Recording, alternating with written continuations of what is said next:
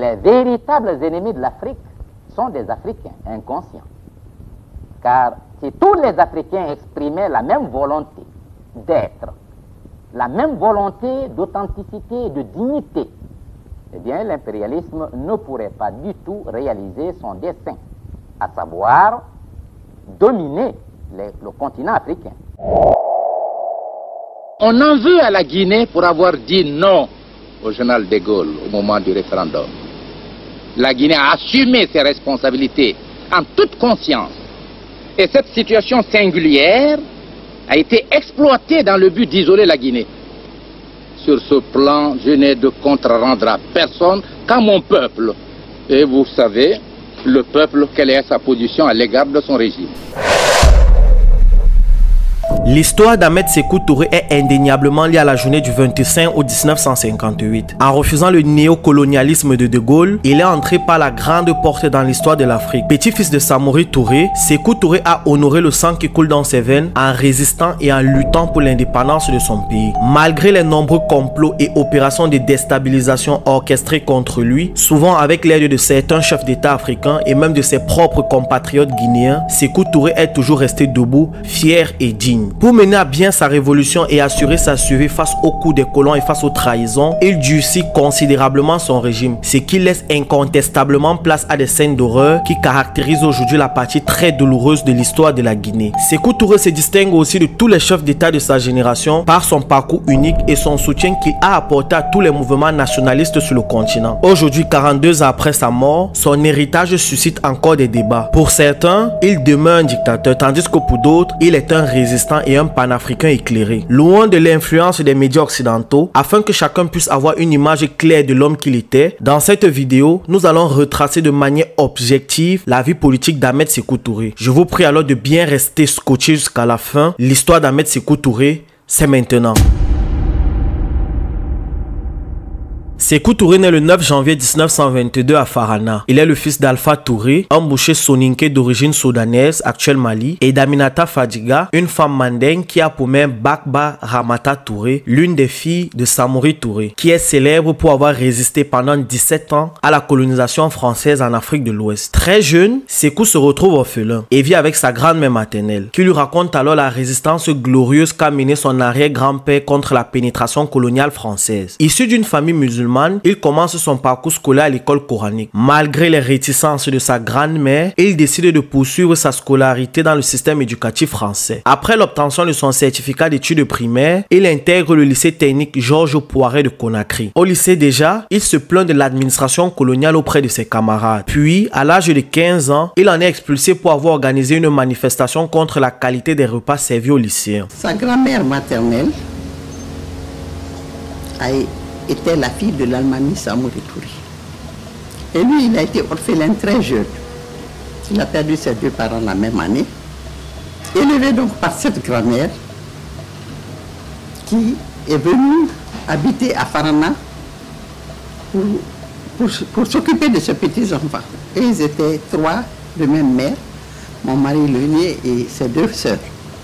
Durant son adolescence, il se cultive en lisant de nombreux livres. Il s'intéresse vivement aux œuvres des philosophes communistes, notamment celles de Karl Marx et de Lénine. Très vite, il commence à développer un sentiment nationaliste et malgré qu'il n'a que le certificat d'études primaires, il est très intéressé par la politique et il a la ferme conviction qu'il peut aider son peuple. Pour subvenir à ses besoins, il commence à travailler dans les services postaux PTT. Mais à cause de ses convictions politiques, il est bloqué dans son ascension professionnelle et ne peut accéder au poste de responsabilité auquel il aspire. Il reste donc simple postier, mais trouve vite un moyen de faire entendre sa voix en s'engageant activement dans le syndicalisme et il devient un leader influent de la jeunesse guinéenne. Après la levée de l'interdiction des syndicats dans les colonies françaises en 1944, le premier syndicat de Guinée est créé, le syndicat des postiers. En 1945, il est nommé secrétaire général de ce syndicat. Par la suite, il contribue à la formation de l'Union des syndicats confédérés de Guinée, USCG, affilié à la CGT et est élu secrétaire général de cette organisation. l'organisation. Il parcourt alors tout le pays. Il multiplie les meetings et essaie d'éveiller les consciences. Il critique l'administration coloniale et dénonce les inégalités entre les blancs et les noirs. Il réclame un code de travail. Il réclame aussi les mêmes rémunérations pour les travailleurs blancs comme pour les travailleurs noirs. Mais l'administration coloniale ne le prend pas au sérieux. Disposant alors déjà d'une autorité véritable sur les populations, il organise alors des grèves et des manifestations. Le peuple est avec lui et demande que le cacao soit acheté au même prix que ceux des blancs. Il demande aussi que pour la même tâche, le blanc et le noir doivent toucher la même somme. Sékou Touré a mis tout le monde en grève pour défendre le code du travail, pour faire sortir le code du travail. Travail égal, salaire égal. Alors là, tous les travailleurs, ma foi, nous étions des crières publiques. À l'époque, on n'a pas les moyens de micro et autres là, ou de radio, non. Vous sortez dans la rue, tous les travailleurs sont convoqués aujourd'hui au cinéma Rialto. Tous les travailleurs en grève sont demandés par le secrétaire général Sékou Touré au cinéma Rialto. Et de là-bas, c'est plein bombé à claquer, la route est barrée et personne ne passe. Personne n'osera passer. Mais quand Sékou Touré bouge de l'hôtel du Niger, il est dans la main jusqu'à dans la salle. Dans la main de gens en l'air. Jusqu'à dans la salle de conférence. Et quand il rentre, quand il n'y a rien, le gouvernement général n'a rien dit, il dit la grève continue. Parce que ça doit continuer. C'est là que nous avons poussé la grève jusqu'à 112 jours. Oui. 2 mois, 10 jours bien sonnés. En 1947, Sékou fonde avec quelques collaborateurs le Parti démocratique de Guinée, PDG. Il affilie son parti au Rassemblement démocratique africain RDA de Félix Houphouët-Boigny, qui à ce moment lutte contre l'ordre colonial en Afrique. Le PDG devient la section guinéenne du RDA. Grâce à son éloquence, son charisme et sa forte personnalité, il devient alors l'un des hommes avec qui souhaite travailler étroitement Félix Houphouët-Boigny, qui à ce moment est le personnage principal des élites noires africaines. Au milieu de tous les intellectuels du RDA, Sékou Touré réussit à devenir l'une des têtes les plus visibles du parti. En 1951, le RDA rompt ses liens avec les communistes français et Félix Houphouët-Boigny commence à se rapprocher du gouvernement français, chose qui ne plaît pas du tout à Sékou Touré. À partir de cette année 1951, on observe donc les premiers désaccords entre lui et le leader ivoirien. Sékou n'a plus la même vision politique que le RDA, mais il reste toujours affilié au parti. Toujours en cette année de 1951, il se porte candidat à l'élection législative en Guinée. Il est malheureusement battu. Cependant, il soupçonne une manipulation de la part des chefs de village et de la part de l'administration coloniale. Malgré ses soupçons, il ne dénonce rien et accepte la défaite. Les années passent, Sékou se montre incorruptible et nationaliste. Il subit quelques répressions coloniales, mais reste debout et continue de gagner de plus en plus en popularité sur le territoire. En 1954, il se présente encore pour ce poste de député guinéen à l'Assemblée française. Cette fois-ci, aux yeux de tous, sans aucune notion de dignité, les colons trafiquent honteusement les élections et provoquent l'élimination de Sékou Touré. Pour cette élection de 1954, même Robert Bourron, ancien ministre de la France d'Outre-mer, reconnaît dans ses mémoires les agissements des colons français. À l'époque, les 85% des électeurs étaient illettrés. Et il arrivait que les chefs de canton alignaient les gens et leur donnaient des bulletins de vote. Au vu et au su de tout le monde. Eh bien, il y a toujours eu des trucages. Il y a eu des trucages avant ces élections-là et après. Nous avons été truqués, mais nous n'avions pas été battus légalement. Nous avions été trichés et nous avons exploité à fond ce comportement du colon à notre égard. Et comme en général le faible est très sensible à l'injustice, ça nous a aidés à mobiliser nos masses. Il y avait même un journaliste français ici, Maurice Voisin, qui a dit un Sékou Touré triché, un Sékou Touré battu arbitrairement est plus méchant que Sékou Touré battu légalement. Il a mis ça dans son journal. Alors, Sékou Touré battu illégalement, hein, c'est à la gare d'Ixine qu'il a été reçu. Je vais vous dire que une voiture Peugeot n'a pas eu ses quatre roues par terre. Ça a été pris dans la main des gens jusqu'à Conakry. La gare d'Ixine jusqu'à Conakry. Les femmes ont abandonné leur cuisine pour suivre le cortège jusqu'à Conakry. Et battu, hein, Sékou Touré battu.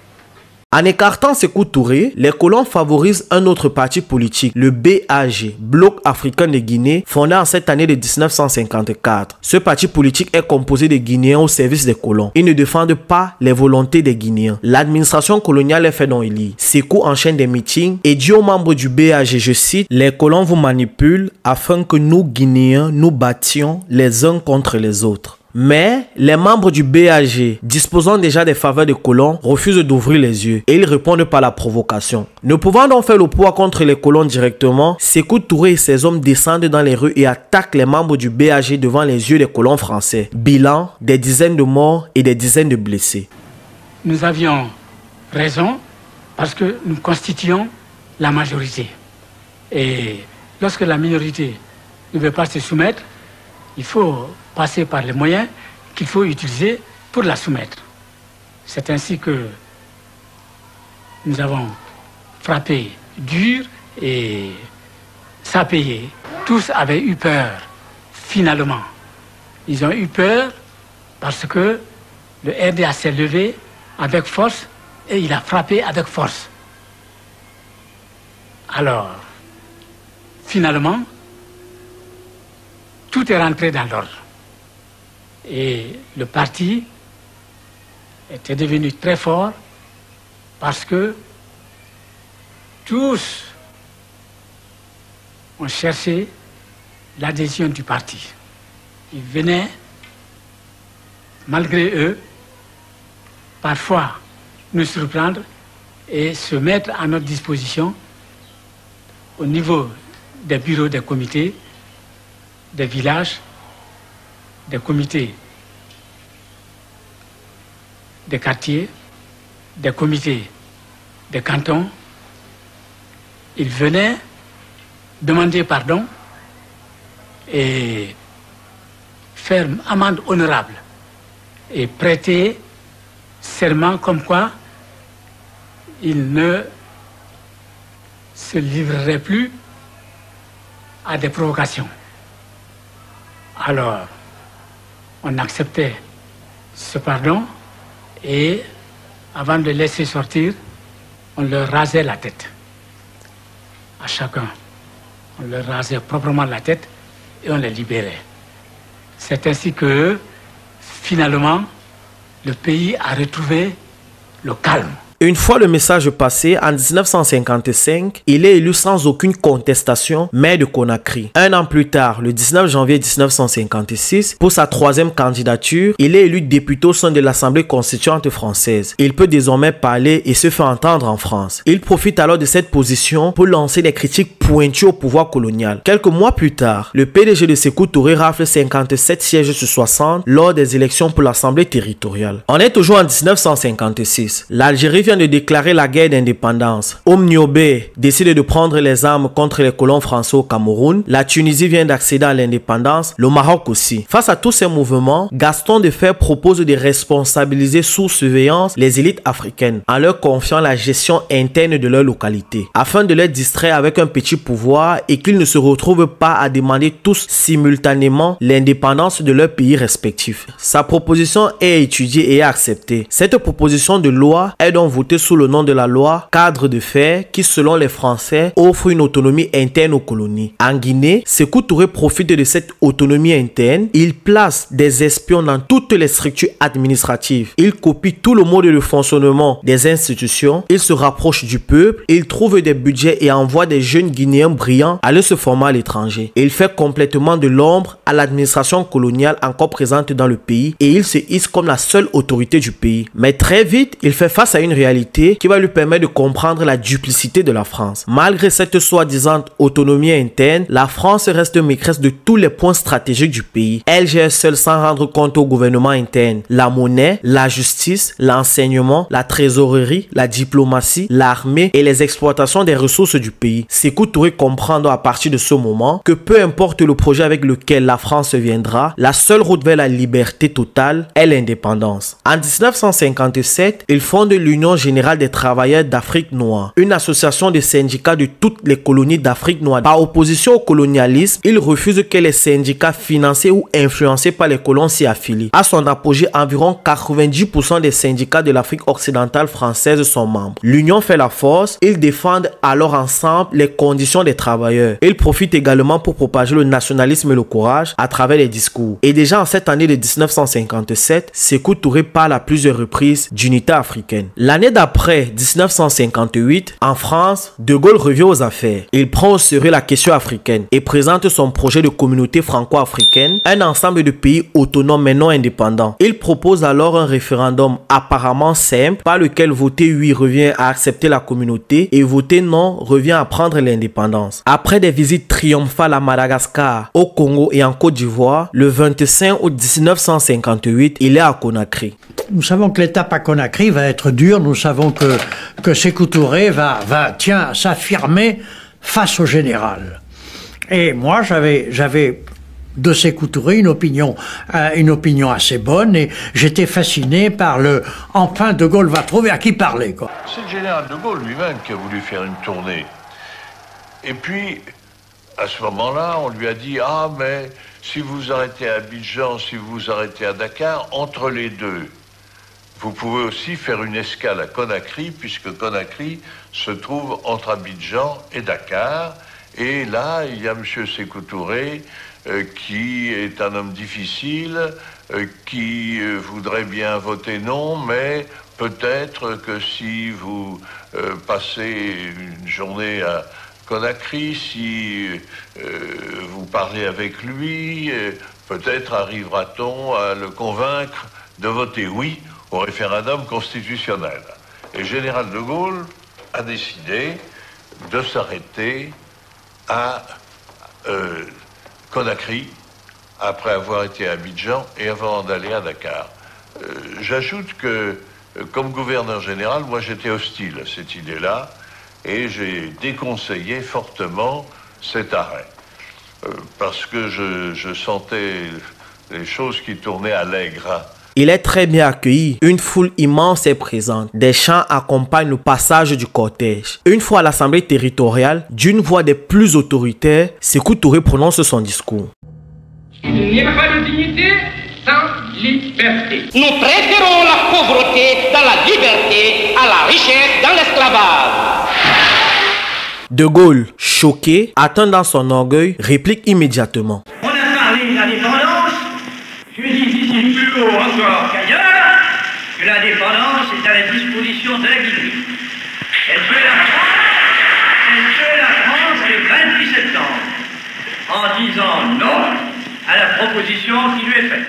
Et ce 28 septembre alors, la Guinée est le seul pays qui vote non. Elle obtient ainsi immédiatement son indépendance. Le 2 octobre, l'indépendance de la Guinée est proclamée. La Guinée française devient la République de Guinée et l'Assemblée territoriale devient l'Assemblée constituante de Guinée. Âgé alors de seulement 36 ans, Sékou Touré devient le premier président de la Guinée. L'indépendance de la Guinée ouvre une ère nouvelle pour la formation d'un État africain puissant. Notre choix dépasse donc le cadre du territoire. C'est une option au nom de tous les peuples coloniaux d'Afrique.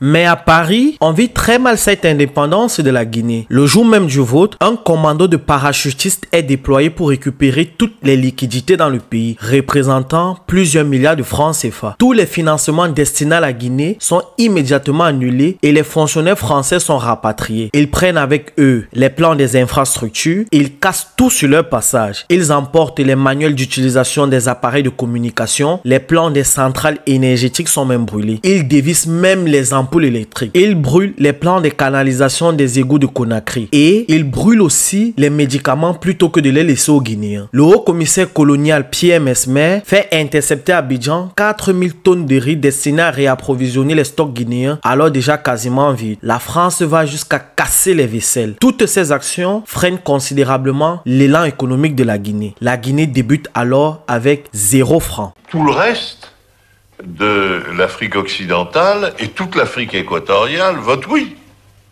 C'est-à-dire que la Guinée se trouve toute seule ayant voté non. Et alors, dès le lendemain matin, la Guinée devient indépendante. Le général de Gaulle dit qu'elle a fait sécession.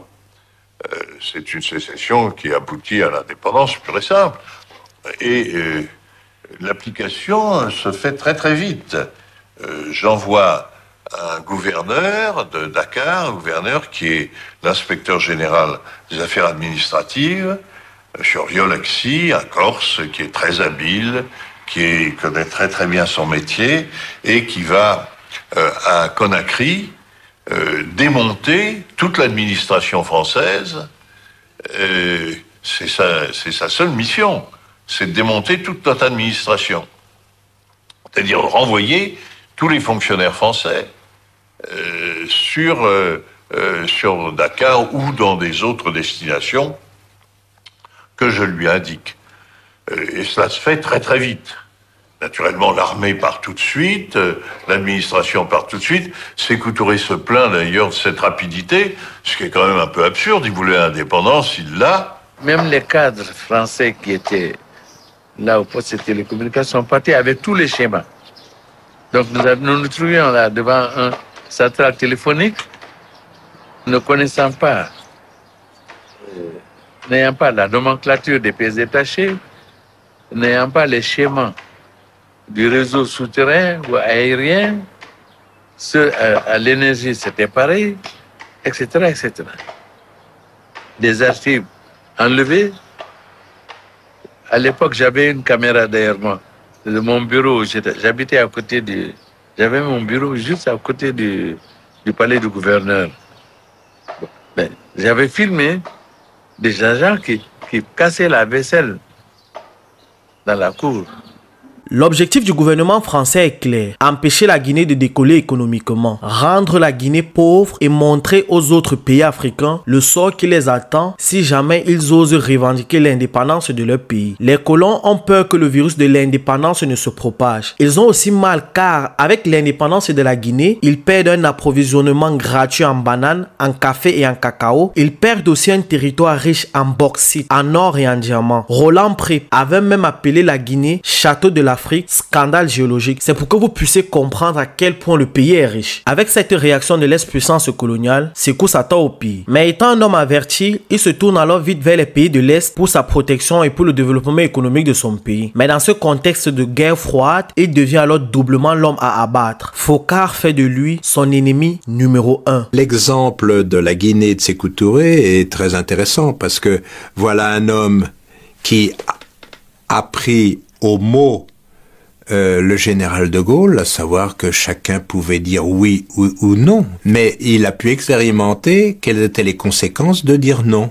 À partir du moment où il a manifesté sa volonté de quitter le système qui a été mis en place par de Gaulle-Foccart, eh bien, c'est extraordinaire qu'il est mort de mort naturelle, parce qu'il a été fait l'objet de complots continuels, de déstabilisation continuelle.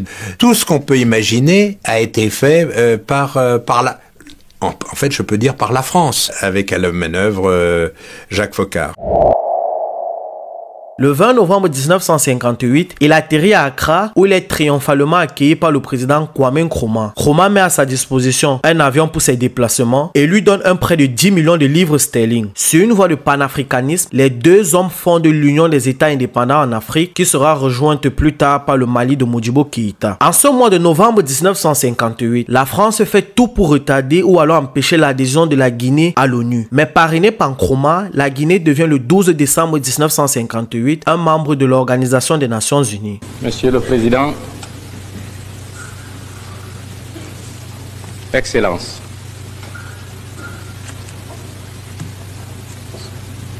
c'est avec une réelle émotion que j'ai l'honneur et la joie de m'adresser à votre haute assemblée et à travers elle au vénérable peuple des 82 nations que vous représentez. En effet, en mettant fin à la domination étrangère en septembre 1958, le peuple de Guinée avait placé son intime espoir en l'Organisation des Nations Unies. En nous reconnaissant et en nous accueillant comme membres des Nations Unies, vous avez brisé le cercle d'isolement que nos ennemis, les ennemis de l'évolution africaine, tentaient de refermer autour de la jeune République de Guinée, afin de décourager définitivement toute velléité de libération sur le sol africain. Combien il est réconfortant pour les patriotes que nous sommes de constater qu'aux heures les plus décisives du destin de nos peuples, la solidarité et la fraternité internationale ne font jamais défaut. Le gouvernement que j'ai l'honneur de présider, fidèle à l'idéal de justice et de solidarité, fidèle surtout à l'action et à la volonté unanime du peuple de Guinée en faveur de l'accélération de la lutte des peuples opprimés, entend une fois de plus proclamer que la liberté de l'Afrique est indivisible et qu'en conséquence, l'indépendance guinéenne est inséparable de celle des autres peuples d'Afrique. Sur le continent, Sékou noue des amitiés avec Nkrumah du Ghana, William Tubman du Libéria, Milton Margai de Sierra Leone et Modibo Keïta du Soudan, l'actuel Mali. En 1959, seulement un an après l'indépendance du pays, alors que Sékou essaye de mettre sa révolution en marche, à Dakar au Sénégal, Jacques Foccart réussit à réunir, à entraîner et à armer des opposants de Sékou Touré et leur donne la mission d'éliminer physiquement le leader guinéen. Sékou Touré, grâce à ses grands moyens de renseignement, réussit à être informé de cette menace et cette opération de Foccart échoue. Foccart a essayé de monter une opération pour renverser Sékou Touré dans le courant de l'année 1959-60.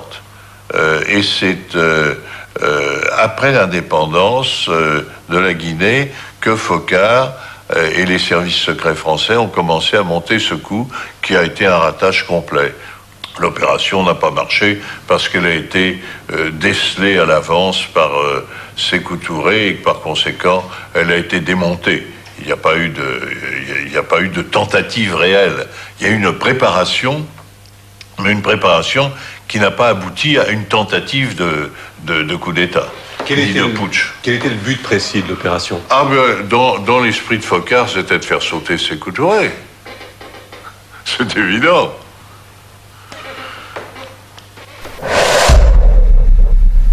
Le 1er mars 1960, la monnaie guinéenne est officiellement créée, le franc guinéen. Les billets sont fabriqués en Tchécoslovaquie. Cette information choque Paris. La France décide alors de procéder à une guerre économique contre la Guinée. C'est l'opération Persil. Des agents secrets français basés au Sénégal créent de grandes quantités de faux francs guinéens pour inonder le pays et provoquer une hyperinflation et un effondrement économique. Toujours avec l'aide de Guinéens, les services secrets français réussissent à faire entrer des faux billets dans le pays. Cette opération est une réussite côté français. Elle crée une réelle instabilité économique dans le pays. Cette instabilité économique provoque les pénuries de certains produits comme le lait et le sucre. Avec cette réussite, Foccart retente une seconde fois de tuer Sékou Touré. Il donne alors des armes aux opposants du leader guinéen. Mais là, nous sommes déjà en 1960. Le Sénégal vient d'accéder à l'indépendance et a pour président Léopold Sédar Senghor et pour premier ministre Mamadou Dia, chef du gouvernement. Le 10 mai 1960, la police sénégalaise saisit une importante cargaison d'armes à destination de la Guinée, cargaison organisée par le gouvernement français. Le gouvernement sénégalais, dirigé par le premier ministre Mamadou Dia, lance une enquête officielle sur cette affaire et envoie une plainte officielle au gouvernement français. Léopold Sédar Senghor, enfant de la France, démet Mamadou Dia de ses fonctions et à cause de cette prise de position de Dia, Senghor le fait condamner à 15 ans de prison. En Guinée, Sékou Touré fait arrêter tous les Guinéens qui ont collaboré de près ou de loin dans les tentatives de renversement. Ils sont incarcérés dans un camp de gendarmerie créé par pendant l'administration française se trouvant à la limite du centre-ville de Conakry. En Europe, la France fait tout pour que les autres pays de l'Occident n'entretiennent aucune relation commerciale avec la Guinée. Les colons utilisent alors une de leurs meilleures armes, la presse. Les télévisions, les journaux, les radios françaises et de certains pays africains salissent l'image de la Guinée, critiquent et décrédibilisent le leader guinéen. Le gouvernement français le traite déjà de dictateur pour avoir emprisonné les hommes qui cherchaient à l'éliminer. Nous sommes toujours en 1960. En cette période de guerre froide, la Guinée se positionne comme un pays non aligné, dont Sékou Touré n'est ni pour le bloc de l'Ouest ni pour le bloc de l'Est. Il reste neutre. Et un point très important que les Guinéens ou encore tous les Africains doivent savoir, malgré que la France coloniale cherche à le détruire, Sékou Touré accueille et aide de nombreux mouvements panafricains et anticolonialistes en Guinée. Il accueille en Guinée et soutient Amilcar Cabral et son organisation le PAIGC, Parti africain pour l'indépendance de Guinée et du Cap-Vert, qui se bat et cherche à obtenir l'indépendance de la Guinée portugaise, actuelle Guinée-Bissau, et du Cap-Vert. Il héberge le MPLA, le mouvement populaire de libération de l'Angola, qui combat les Portugais pour obtenir l'indépendance de l'Angola. Le SWAPO, organisation du peuple sud-ouest africain. L'ANC, le Congrès national africain de Nelson Mandela, qui défend les intérêts de la majorité noire face à la minorité blanche en Afrique du Sud. Thèse du leader ivoirien, selon lequel le refus d'engager le dialogue avec l'Afrique du Sud entraînera fatalement un conflit sur le continent. Pour notre part, le dialogue dont il s'agit signifierait trahison des intérêts supérieurs de l'Afrique.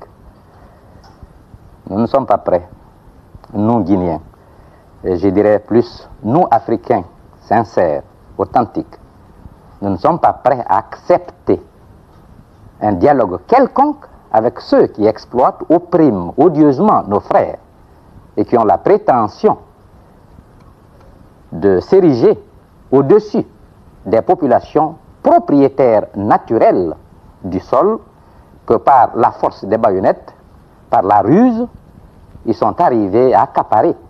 Il offre l'exil aux membres de l'UPC qui réclament une vraie indépendance du Cameroun, mais qui sont malheureusement assassinés un peu partout dans le pays par la France et les troupes du président Amadou Ahidjo. Il offre l'exil à l'américain Stokely Carmichael, l'une des figures principales du mouvement Black Power Party, qui se bat comme Martin Luther King et Malcolm X pour une meilleure condition des Noirs aux États-Unis. Avec ce soutien qu'il accorde au mouvement de libération de l'Afrique, il devient le principal ennemi des puissances colonialistes, notamment la France et le Portugal.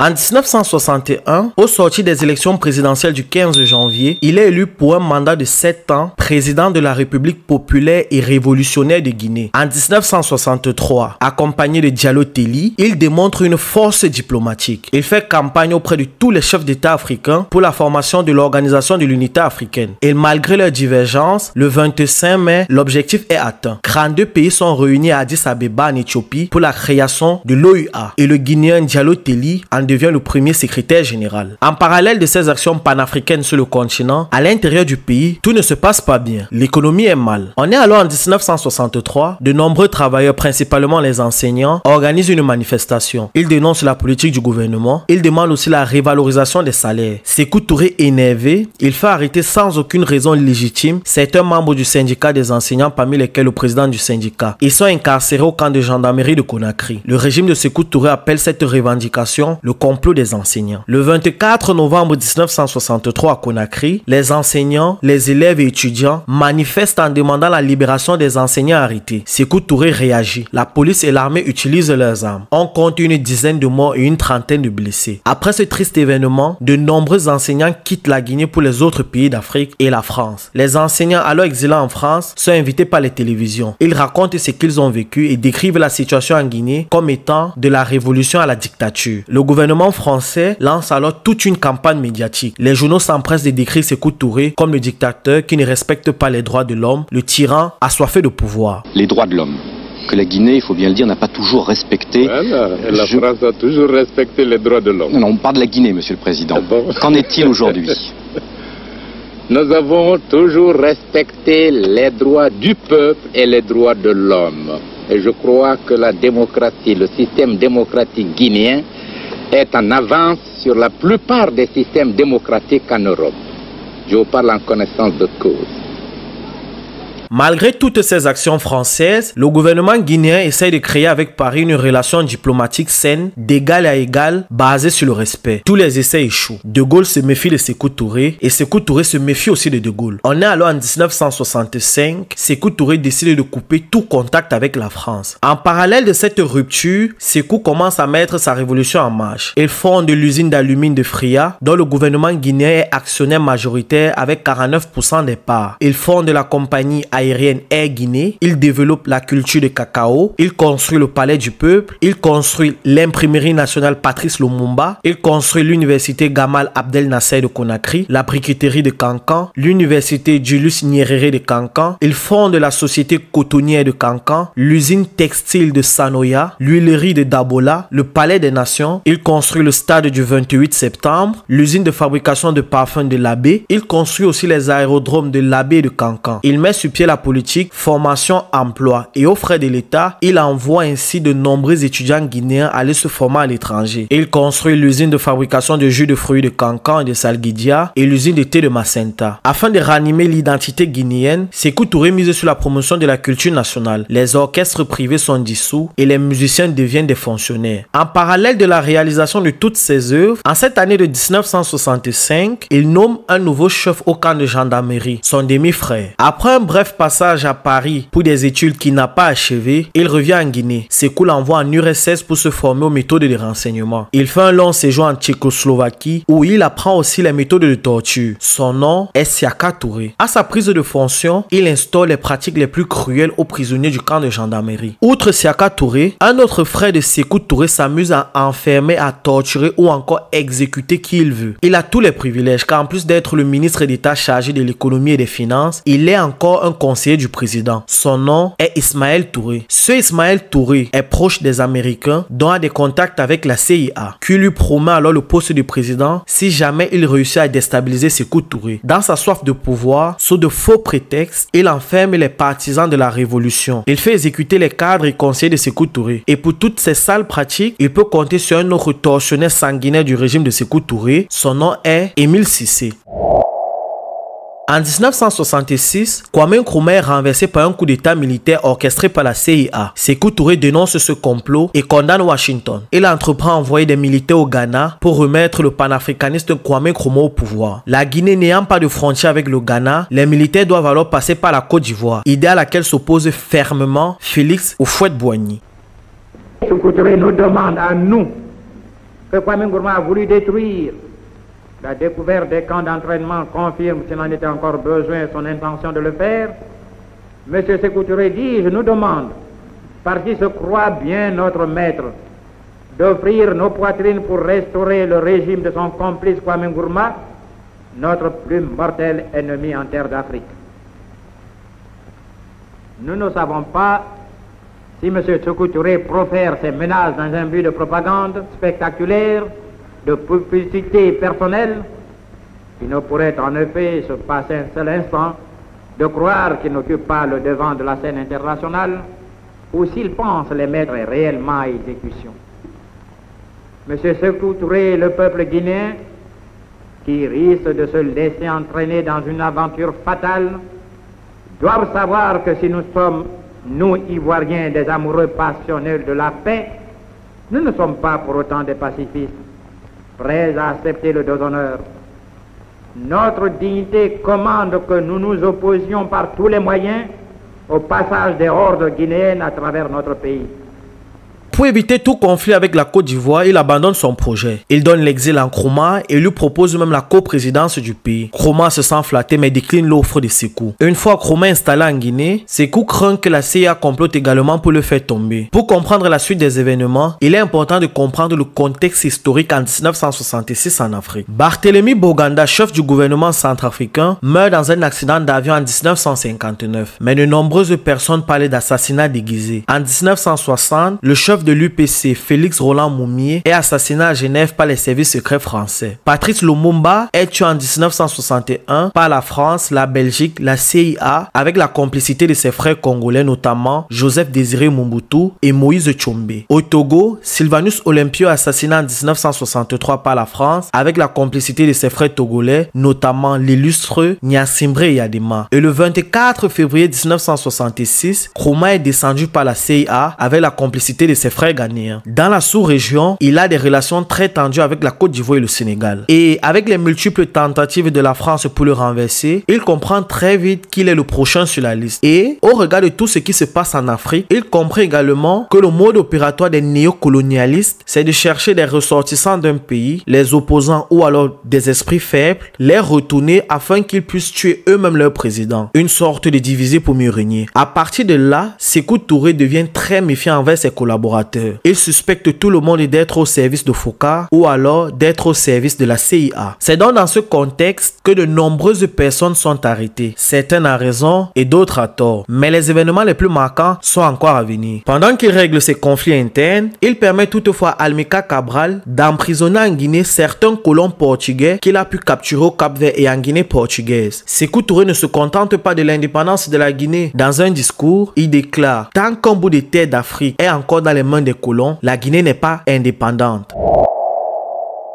Février 1969, un commando de parachutistes de l'armée est accusé par Sékou Touré de comploter un coup d'État. C'est le complot Kaman Fodeba. 3 hommes sont arrêtés sous ordre direct de Sékou Touré, dont le lieutenant Bengue Aboubakar, le sous-lieutenant Diallo Mokhtar et l'adjudant-chef Keïta Namouré. Ils sont alors mis dans l'avion pour être transférés à Conakry. Mais entre Cancan et Labé, connaissant déjà leur sort, les 3 détenus qui n'ont plus rien à perdre parviennent à détacher leurs liens. Une bagarre éclate donc entre eux et les agents chargés de leur surveiller. Les prisonniers réussissent à prendre le dessus. Un inspecteur de police est alors jeté de l'avion qui vole à plus de 2000 mètres d'altitude. Les 3 détenus donnent alors l'ordre au pilote de les amener au Mali voisin. Mais le pilote les dépose dans un petit village guinéen, puis il s'enfuit et alerte la population qui l'aide alors à capturer les 3 détenus. Ils sont par la suite tous exécutés. L'inspecteur jeté de l'avion est Mamadou Boiro. Sékou Touré le déclare martyr de la révolution et donne son nom au camp de la garde républicaine qui devient alors le camp Mamadou Boiro. Quelques mois plus tard, en juin 1969, Kenneth Kaunda, président de Zambie, est en visite en Guinée. Nkrumah, réfugié en Guinée, est invité par Sékou Touré pour l'accueil. Les 3 présidents sont dans la voiture présidentielle et saluent la population. Devant, un diplomate guinéen qui parle très bien anglais sert d'interprète entre Sékou Touré et les 2 présidents anglophones. Arrivé à côté du cinéma Fox, la foule est dense. Soudain, un jeune homme surgit et se jette sur le président, le renverse, s'assied sur lui et commence à l'insulter à langue malinké. Sékou Touré à terre, humilié devant ses invités, donne l'ordre à Guicha, le chef de la sécurité présidentielle, de tirer sur lui. Guicha exécute l'ordre et l'homme meurt. Son nom est Tidiane Keïta. Selon certains historiens guinéens, le même soir, le corps de Tidiane est transporté à la présidence pour des sacrifices humains. Suite à cet incident, de nombreuses personnes sont accusées d'avoir commandité l'agression de Tidiane. Elles sont arrêtées et exécutées. D'autres sont accusées de complicité sans aucune preuve. Des innocents sont incarcérés et exécutés. Même l'interprète est arrêté. Sékou Touré installe un régime de terreur dans le pays. De nombreux intellectuels commencent alors à fuir la Guinée. Les opposants guinéens alors exilés en France disent cependant que tous les complots ou alors certains complots que Sékou Touré dénonce ne sont que fictifs. Il les met lui-même sur pied pour se débarrasser de l'élite guinéenne qui pourrait un jour lui arracher le pouvoir. Il cite entre autres le complot dit des enseignants qui ne réclamaient qu'une hausse de salaire qui leur avait pourtant été promis. En Guinée, la voix de la révolution, la radio nationale, défend cependant la véracité des complots visant à éliminer Sékou Touré. Au milieu de cette querelle médiatique, un événement va venir secouer la Guinée, l'opération Mer Verte.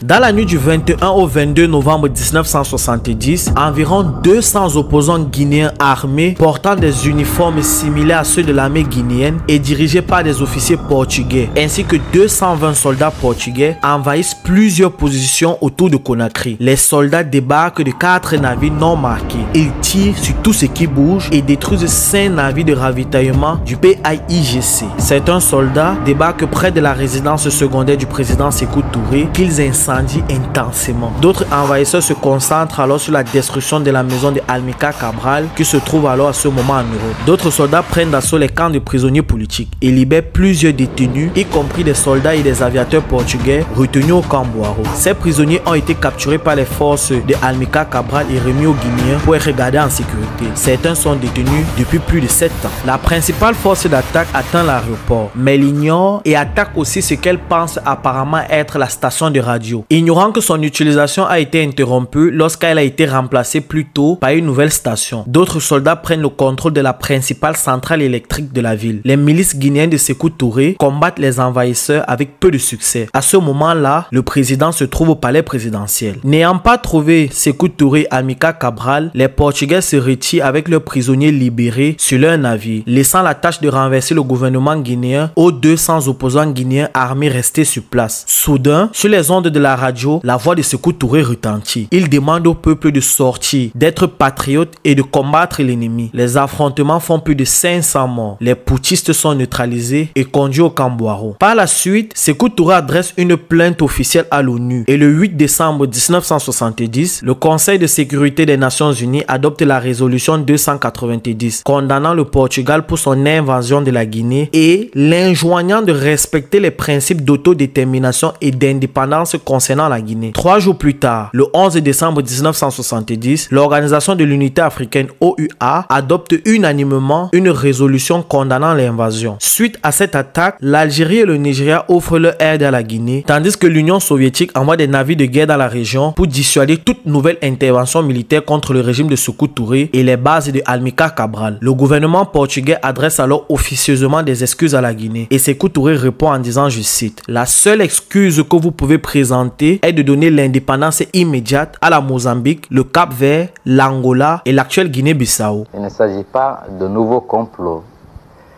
Il s'agit de la continuation du même et seul complot. Celui-là qui s'inscrit dans la contradiction devenue fondamentale entre les options socialistes faites par le peuple de Guinée et les prétentions illégales de certaines puissances qui voudraient encore maintenir la Guinée, malgré sa volonté, dans un carcan d'exploitation favorable à leurs intérêts particuliers. La dernière fois, nous savons qu'il y avait notamment l'Allemagne fédérale, le Portugal, la France, deux pays africains, pour ne pas les citer, aidés par la 5e colonne impérialiste organisée en Guinée, qui était à la base de l'agression du 22 novembre. Les mêmes forces coalisées contre l'indépendance guinéenne n'ont pas tiré les leçons de leur forfaiture et continuent encore le long de nos frontières des préparatifs. Et ainsi, les complots que nous avons connus ont été fomentés grâce à l'appui des puissances impérialistes, mais avec la complicité des nôtres. C'est ce qui me fait souvent dire, et tel que dans le discours du 1er mai dernier, et les véritables ennemis de l'Afrique sont des Africains inconscients. Car si tous les Africains exprimaient la même volonté d'être, la même volonté d'authenticité et de dignité, eh bien l'impérialisme ne pourrait pas du tout réaliser son dessein, à savoir dominer le continent africain. En Guinée, ce débarquement militaire entraîne vraiment une répression sans précédent. Il nomme son frère Ismaël chef de camp. Et le camp Boiro, qui est déjà réputé très dur, devient alors le théâtre de l'horreur. Bon, le but ici n'est pas de juger les événements d'hier avec les yeux d'aujourd'hui. C'est vraiment avec beaucoup d'humilité et de recul que j'aimerais qu'on s'intéresse vraiment à cette partie sensible de l'histoire de la Guinée, l'épisode du camp Mamadou Boiro à partir de 1970. A été menacé parce que c'est Sékou Touré qu'on venait arrêter. On ne venait pas faire autre chose que d'arrêter Sékou Touré. Hein? Sékou Touré, c'était les Guinéens qui venaient pour enlever Sékou Touré. Donc, Sékou Touré étant informé la nuit où on devait venir le ramasser et rentrer, aller se coucher sous le lit de Madame Lofo, n'est-ce pas, une sage femme, n'est-ce pas, et en même temps présidente des femmes de la Guinée, une grande dame qu'il faut quand même, à laquelle il faut rendre hommage parce que ce sont les femmes qui ont mené un combat pour libérer l'Afrique. Et donc, il est allé donc, se cacher là-bas. On venait donc l'enlever et nous enlever, nous tous aussi. Mais lui, il a pris le devant pour aller se réfugier là. Et quand il est sorti de là-bas, il est venu ramasser tous les cadres, y compris ses propres partisans. Voilà où ça s'est trouvé coincé. Mais le malheur de l'histoire, sur laquelle il ne se relèvera jamais, ni sa mémoire, ni que tant que nous, on sera vivants, c'est qu'il a pris son frère, qui était un véritable néocolonialiste, qui était vraiment un contre-révolutionnaire, c'est-à-dire Ismaël Touré, hein, et pour mettre à la tête du camp Boiro pour ramasser les gens. Et Ismaël Touré ramassait tous ceux qui étaient des sécoutouristes, comme j'enseignais aux étudiants, n'est-ce pas? Jusque dans le régime de Sékou Touré. Sékou Touré lui-même était en passe de faire arrêter Ismaël Touré, qui était du camp des capitalistes, des impérialistes américains, n'est-ce pas, en Guinée, étant donné qu'il était le ministre d'État chargé de l'économie nationale. Donc, lui, il voulait que Sékou Touré disparaisse et les Américains lui avaient proposé de le mettre à la place de la succession de son frère. C'était comme c'est la politique traditionnelle des Américains. Voilà, tous ceux qui étaient là, de Sékou Touristes que j'étais, enseignant la doctrine et la pensée de Sékou Touré pour l'indépendance de la Guinée, l'unité africaine et telle que nous l'avons créée, n'est-ce pas? Ismaël n'avait pas d'autre cible que de viser nous autres. Et il nous a ramenés là-bas, on a tué tout le monde, n'est-ce pas? Et je n'y suis survécu que par, je ne dirais même pas que par, si les croyants diront que par le fait de Dieu, les opérations de ramassage, et puis donc la seule opération qui n'était tenue que par lui et son frère Touré, qui ramassait le monde, n'est-ce pas? Et Ismaël Touré était justement celui qui les interrogeait, et qui nous a interrogés, qui nous a fait torturer à mort. Il nous a mis comment on appelle, vos rayons électriques là, sur les oreilles, sur mais on leur mettait dans de faire chauffer, etc. On les rasait et puis on enfonçait le courant dans leur pour qu'ils puissent dire comment. On leur donnait les listes pour qu'ils lisent, etc. Voilà un peu comment ça s'est passé. C'est-à-dire pratiquement la méthode jusque du nazisme, pire, puisqu'au fond, ce sont les Allemands de l'Est qui venaient au camp Boiro pour superviser en appliquant ce que les nazis ont appliqué en Allemagne. Donc il y avait des médecins tchèques et tout ça? Oui, oui, des médecins chefs qui venaient d'Allemagne, tchèques et allemands. Puisque c'est eux qui nous apportaient les bombes de nerfs là pour nous soigner le bras qui était pourfendu par le courant électrique qu'on mettait pour que vous avouiez tout ce qu'ils voulaient que vous lisiez, qu'ils écrivaient pour que vous lisiez, pour qu'on entende votre voix. J'étais le seul, il faut noter ça, où on n'a jamais pu me faire dire quelque chose. Jamais. Même ma voix, ils n'ont pas pu l'imiter. Ça veut dire que je suis le seul prisonnier qui pouvait prendre tous les dossiers de camp Boiro. Vous verrez que je n'ai pas parlé. Mais j'ai refusé de dire qu'il y avait quand même nous qui venions être libérer la Guinée, qui sommes ceux qui avions dit non contre même les Ismaël Touré. Ils ne voulaient pas que nous revendiquions l'historicité du nom de cette histoire de l'Afrique en Guinée. Il a voulu se venger sur l'ensemble de l'élite que nous étions venus au secours de la Guinée. Et donc, il a beaucoup fait pour que nous disparissions nous-mêmes en prison et par la résistance, j'ai pu être un survivant. Chidimbo était mis dans ma cellule, On l'a torturé, on l'a le bras ligoté par le fer et tout ça. Comme tout le monde, on l'a déshabillé à nu. Nous avons fait ensemble dans cette cellule 49. Donc après, n'est-ce pas, l'intervention du pape. La cellule 49, c'est-à-dire la première cellule, dès que tu sors de la garde, on mettait cette cellule-là, c'est la cellule des enquêtes, où ceux qui dormaient là étaient perpétuellement pris pour aller mourir, pour aller faire l'interrogatoire et les faire mourir. Donc dès qu'on te mettait dans la cellule 49, ça veut dire qu'on te met à la diète, et puis on te sort de là pour seulement aller te tuer, puisqu'avant on arrêtait les gens, on allait les pendre. Mais comme l'opinion internationale et nationale criait, où on les pendait sous le pont de 8 novembre là-bas, on a commencé maintenant à les faire mourir par la diète, c'est-à-dire la privation d'aliments, en sachant que si tu restes 7 jours sans boire l'eau, sans manger, c'est la méthode que Sékou Touré avait utilisée pour éliminer l'ensemble.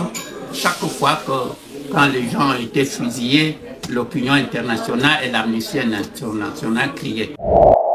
Les opposants arrêtés sont tous fusillés, d'autres sont pendus. À la suite de cet incident, le gouvernement guinéen découvre l'implication de certains ministres. Ils sont tous arrêtés. Sékou Touré profite et fait une grande purge dans le pays. Des centaines de personnes sont arrêtées et tuées dans toutes les villes du pays. Certains sont lancés vivants du haut de certains ponts. De nombreuses familles perdent leurs proches. Des personnes suspectées à tort et d'autres à raison connaissent le même sort. La machine répressive de Sékou Touré ne fait aucune différence. On est toujours en 1970. Après tous les coups reçus, déjà que 2 ans plus tôt en 1968 au Mali, un de ses amis, le président Modibo Keïta, a été renversé par les Maliens qui l'ont fait prisonnier. Le président Ahmed Sékou Touré se sent désormais plus que jamais menacé à tout moment, en tout lieu et par tout le monde. Ses proches profitent alors de cette situation sous le prétexte de vouloir le protéger et ils règlent de problèmes personnels. C'est ainsi que son régime fait prisonnier plusieurs centaines de personnes innocentes. En 1974, Valéry Giscard d'Estaing est élu président en France. Et l'année d'après, en 1975, il décide de renouer les contacts avec la Guinée, bien sûr en respectant les conditions de Sékou Touré. C'est ainsi qu'après 17 ans de tension entre la France et la Guinée, les deux pays commencent à avoir des relations diplomatiques et même commerciales. En 1976, Diallo Telli, l'homme qui a aidé Sékou Touré dans les démarches diplomatiques pour la création de l'OUA, qui à son retour au pays a été nommé ministre de la Justice, est arrêté pour complot contre la révolution et est enfermé au camp Boiro. De nombreux chefs d'État africain plaide pour sa libération en soulignant « C'est pas une bonne image pour l'Afrique de voir son premier secrétaire général, après 8 années au service du continent tout entier, être condamné pour complot dans son propre pays. » Malgré les différentes médiations, Sékou Touré reste inflexible. L'arrestation de Diallo Telli est encore aujourd'hui un sujet qui divise en Guinée. Il s'agit aussi d'un sujet complexe car il y a tellement de versions différentes, selon la posture, selon le clan. Certains disent qu'il était vraiment un comploteur, d'autres disent cependant qu'il a été arrêté à cause d'Ismaël Touré et de Siaka Touré, qui l'aura accusé à tort de faire partie des tentatives de renversement de 69 et de 70. Un mois après la condamnation de Telli, en août 1976, Sékou Touré accuse toute une ethnie, les Peuls, de vouloir empoisonner la révolution guinéenne. Dans la foulée, de nombreux Peuls sont arrêtés dans le pays, à tort ou à raison, je m'abstiens vraiment de juger. Les Peuls, qui représentent alors 40% de la population, se trouvent alors persécutés. Plusieurs Peuls sont assassinés. Des cadres, des ministres Peuls sont démis de leurs fonctions. Ils sont arrêtés et emprisonnés au camp Boiro, où ils sont victimes de la fameuse diète de Ismaël et de Siaka Touré. Les Guinéens de la diaspora s'indignent et dénoncent la paranoïa dans laquelle vit déjà Sékou Touré. Ils reprochent aux leaders guinéens ces complots imaginaires. Cette fois-ci, c'est une majorité de l'Afrique qui s'indigne de Sékou Touré et qualifie tout d'abord l'incarcération de Diallo Telli de complexe d'infériorité et de jalousie. Car il faut préciser que sur le plan international, Telli avait plus de prestige que Sékou Touré. Il avait un très bon carnet d'adresses et il était même bien parti pour être secrétaire général de l'ONU. La presse africaine qualifie son discours d'août 1976 comme un appel à l'extermination d'un groupe ethnique. Les hypothèses de la tyrannie gagnent alors en crédibilité et prennent le dessus sur les consciences populaires. Et Sékou Touré est sali une seconde fois par presque toutes les presses qui écrivent sur lui. Malgré cette pression médiatique, Sékou Touré n'envisage rien pour Téli. Le 1er mars 1977, Diallo Téli meurt en détention au camp Boiro dans des circonstances vraiment très floues. Toujours en cette année de 1977, des protestations éclatent contre la politique de Sékou Touré qui réprime le commerce non autorisé. Ces protestations déclenchent des émeutes au cours desquelles 3 gouverneurs régionaux sont tués. Sékou réagit alors en supprimant les restrictions sur le commerce, en offrant l'amnistie aux milliers d'exilés et en libérant des centaines de prisonniers politiques. Quelques années plus tard, le 9 mai 1982, il est élu pour la 4e fois pour un mandat de 7 ans. Au cours de l'année 1983, il adoucit un peu son régime. Il rend les lois du régime moins strictes. Sa machine répressive baisse considérablement les arrestations et il annonce une certaine libéralisation économique dont la commercialisation des produits par les commerçants privés. Avec cette démarche, de milliers de Guinéens installés à l'étranger rentrent alors vivre chez eux en Guinée. Le 20 mars 1984, après avoir effectué de nombreux déplacements pour organiser le 20e sommet de l'Organisation de l'Unité africaine, Sékou Touré conclut le congrès des syndicats de la CEDEAO en déclarant « Je resterai syndicaliste jusqu'à ma mort ». Quelques heures plus tard, il est pris de violents malaises. Des médecins marocains dépêchés par le roi Hassan II diagnostiquent de sérieux problèmes cardiaques. Le 24 mars, les cardiologues américains identifient un anévrisme de l'aorte. L'Arabie Saoudite envoie immédiatement un avion médicalisé pour le transporter à Cleveland aux États-Unis. Sékou Touré décède le 26 mars 1984 à 15h23 à Cleveland lors d'une opération de chirurgie cardiaque. Sa dépouille est rapatriée le 28 mars et exposée pendant 2 jours au palais présidentiel. Il est inhumé le 30 mars. Concernant la mort de Sékou Touré, une majorité accepte la mort naturelle tandis que certains anciens cadres guinéens parlent d'assassinat. Bon, le premier ministre Louis Lassana Béavogui devient président par intérim en attendant les élections prévues dans les 45 jours. Cependant, le 3 avril 1984, les forces armées s'impatientent et prennent le pouvoir, dénonçant les dernières années du régime comme une dictature sanglante et impitoyable. La constitution est suspendue, l'Assemblée nationale est dissoute ainsi que le parti unique. Les proches de Sékou Touré et des officiels sont emprisonnés à Kindia et d'autres sont assassinés comme Ismaël Touré, Siaka Touré et Moussa Diakité. Le meneur du coup d'état, le colonel Lassana Conté, assume la présidence à partir du 5 avril à la tête du comité militaire de redressement national. Plusieurs centaines de prisonniers politiques sont libérés du sinistre camp Boiro. Bon, c'est l'histoire d'un homme qui a résisté dans la dignité, qui, comme lui-même dit, a préféré l'être à l'avoir, qui s'est battu pour son pays et pour tout un continent. Mais à cause de ses positions, il a été la cible de plusieurs acharnements et trahisons qui l'ont poussé à commettre de nombreuses atrocités. Est-ce qu'il y a des centaines de prisonniers qui sont morts injustement? Oui. Est-ce qu'il y a des innocents qui ont été exécutés? La réponse est oui. Mais est-ce que Sékou Touré a été aussi la cible de tentatives de renversement? La réponse est aussi oui. J'espère avoir donné un bon rendu de l'histoire de cet homme. Nous arrivons à la fin de cette vidéo. Dites-moi dans les commentaires ce que vous retenez de cette figure qui a marqué à jamais de par son empreinte l'histoire de tout un continent. Merci de vous abonner s'il vous plaît, de liker et de partager la vidéo. Bon, c'était l'histoire d'Ahmed Sékou Touré.